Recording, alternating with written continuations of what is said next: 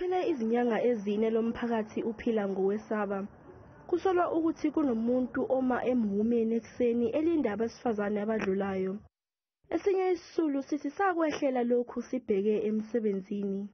Sathi siphangile ekuseni siyahamba esitratweni sadibana nomfana uphethe igane eziyithuba. Sabe sicuma ngethina nokuyaleqwa sabaleka sacuma nokuyaleqwa.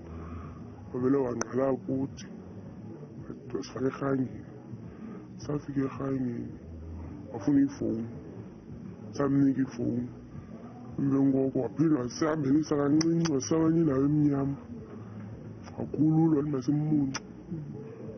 Wamunca ukhazini wami.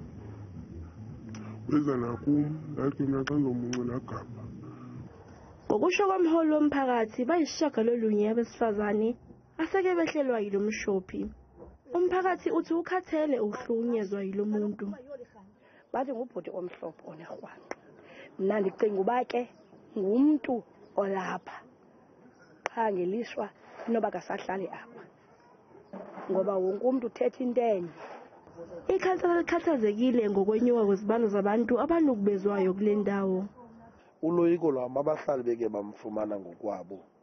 Mhlawumbi kuzawuthethwa enye into. Asifuni loo nto ngabahlali bathathele umthetho kube ezandleni. Funeka amapolisa abe proactive ukwenzela uba lo mgulukudu ubanjwe ngokukhawuleza.